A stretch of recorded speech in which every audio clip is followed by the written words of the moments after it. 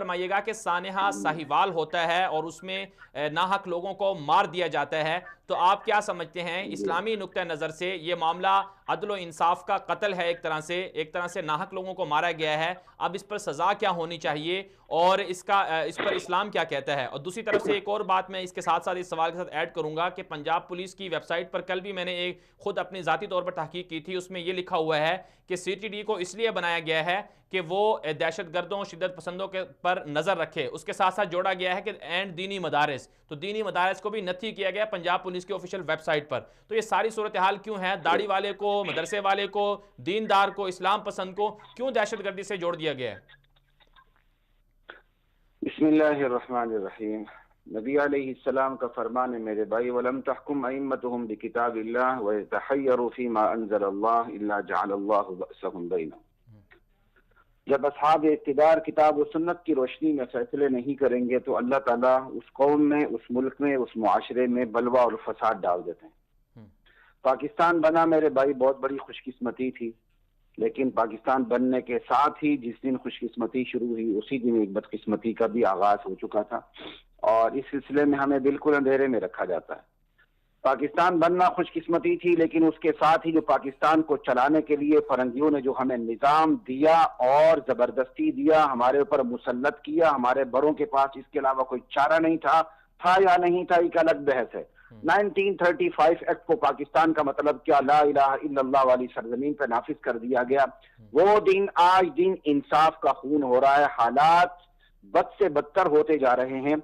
अगर कभी हमने इस्लाम का नारा भी लगाया, आवाम के दरमियान हम इस्लाम को हमने काबिल कबूल भी बनाने की कोशिश की, तो दरअसल वो इस्लाम की जरूरत नहीं थी, वो रियासती जरूरत और रियासती तकाजे थे। जब तक रियासत का तकाजा था, जिहाद का भी नारा लगा, मुजाहिदीन का भी नारा लगा और दाढ़ी वालों को इज्जत भी दी गई। और अगर आज रियासत का तकाजा बिल्कुल बदल गया तो दाढ़ी वाले दहशतगर्द हो गए, जिहाद जिहाद को दहशतगर्दी कहा जाने लगा और मुजाहिदीन भी दहशतगर्द हो गए। तो दरअसल बात असल में यह है कि हम अल्लाह और उसके रसूल को नाराज कर चुके हैं। अब साहिवाल के वाक़े को देखें, इदारे के इख्तियारात की इंतहा देखें कि अगर ये नाहक कत्ल हुए हैं तो हम मुआवजा देंगे। कहने वालों को शर्म आनी चाहिए ऐसी बकवास करते हुए। इसी से पता चलता है कि जिम्मेदारी का तायुन नहीं किया जाएगा, इसी से पता चलता है जिम्मेदारों का तायुन नहीं किया जाएगा। पहले ही मरहले में साफ बता दिया गया है कि भाई अगर गलती हुई तो हम मुआवजा अदा करेंगे। क्यों मुआवजा अदा करेंगे आप लोग? ये जान इतनी सस्ती आ गई, इसकी औकात मच्छर और डेंगी मच्छर के बराबर भी नहीं है कि आपने हमारी जानें इतनी सस्ती समझ ली है। हाँ, गलती हो गई। जो सलूक तुम्हारे बाप अमेरिका ने तुम्हारे साथ किया, तुम पर ड्रोन मारे, तुम पर मिसाइल मारे और कह दिया सॉरी, तुमने वही सलूक अपनी आवाम के साथ शुरू कर दिया कि तुम जान ले लेते हो, आगे से कह देते हो सॉरी। ये ताकत की जिबान अल्लाह के हाथ सदा नहीं चलती। हमारे सामने कुरान करीम है, तमाम उम्मतों के गुज़श्ता वाक़यात हमारे सामने हैं। फिरौन की फिरौनियत नहीं चली, कारून की कारूनियत नहीं चली। कुरान करीम का मुताला बताता है बनी इसराइल के गलबे का आगाज कब हुआ? मूसा अलैहिस्सलाम की पैदाइश से हुआ। अल्लाह ताला ने कहा वनुरीदु अन नमुन्ना अलल लदीना इस्तुज़इफू फिल अर्द, जमीन में जो कमजोर समझे जाते थे हमने चाहा कि हम उन पर एहसान करें। आज हम बनी इसराइल ही के हालात से गुजर रहे हैं। इसमें तकाजा यह है कि हम कुरान और सुन्नत को थामे रखें और अल्लाह के नबी की बशारत पे यकीन रखें। बदा अल इस्लाम गरीबन वसयऊद गरीबन कमा बदा फतूबा लिल गुरबा। अजनबी इस्लाम से चिमट के अजनबी बन जाने वालों के लिए अल्लाह के यहाँ बहुत बड़ी खुशखबरी है।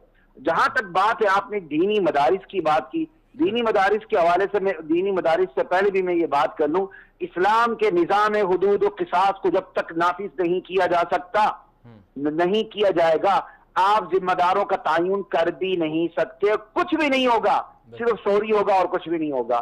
शायद आपके वक्त कम होगा, इसलिए मैं आपके वक्त का लिहाज रखते हुए मैं आपके सवाल के दूसरे नुक्ते की तरफ जा रहा हूं। दीनी मदारिस की बात, कितनी डटाई से ये लोग कह रहे हैं दीनी मदारिस पर नजर, आगे मुकाबला कर लेते हैं, चैलेंज दे देते हैं। खुदा की कसम खलीकुर रहमान इस पर मुबाहला करने के लिए तैयार है कि दहशतगर्दी मदारिस मान ले, एक तरफ बिल फर्ज मान ले, दहशतगर्दी मदारिस में है मान लें, तो आ जाए, मुबाहला करने के लिए तैयार है। दहशतगर्दी मदारिस में ज्यादा है या दुनियावी जामियात के अंदर ज्यादा है? अल्हम्दुलिल्लाह मैं यूनिवर्सिटी में पढ़ाता रहा हूँ, छोटे लेवल पे नहीं, पीएचडी स्कॉलर्स को पढ़ाता रहा हूँ। 7-8 साल का मुझे भी प्रोफेसरशिप का तजुर्बा है। मैंने भी क्या कहते हैं गाड़ गाड़ का पानी पिया हुआ है। कैसा माहौल है, कैसी दरिंदगी है, कैसी करप्शन है, कैसी बदअखलाकियात है, कैसी बेहयाई है और किस तरह अकदार का जिनाला निकलता है, ये मदारिस में नहीं है। दहशतगर्दी भी गैर दुनियावी मदारिस के अंदर ज्यादा है। अगर दहशतगर्दी को मान लिया जाए, आ जाए देखते हैं कलाशनकोव कहां से निकलेगी, गोलियां कहां से निकलेंगे। यहां तक के ये बर्गर का नाम भी अब क्या कहते हैं छोटे छोटे बच्चे अपने पास पिस्टल रखने लग गए हैं। मदारिस तो इन चीजों से पाक है। अगर आपने मदारिस पे नजर रखनी है तो उससे पहले आप अपने दुनियावी मदारिस पर नजर रखें। ये तो कहर खुदाबंदी को दावत देने वाली बात है, लेकिन कोई बात नहीं। वतिलकल अय्याम नुदाविलुहा बैनन्नास, ये अल्लाह ताला इम्तिहान में डालते रहते हैं।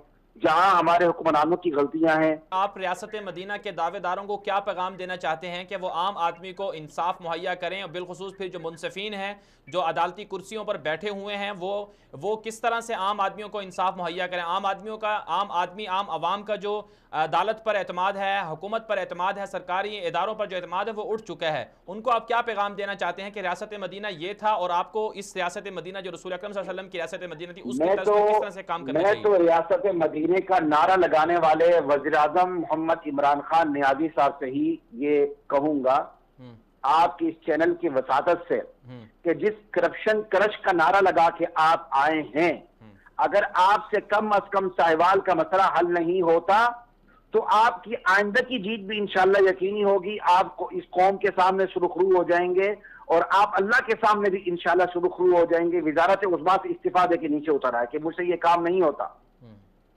लेकिन अगर आपने अदब आदाब का ख्याल रखते हुए मट्टी पाव के उसूल पर अमल किया, जिस तरह आपसे पहले हुक्मरान मट्टी पाव उसूल पर अमल करते रहे, तो फिर जिस तरह पहले हुक्मरान बच नहीं सके इमरान खान, आप भी नहीं बच सकते।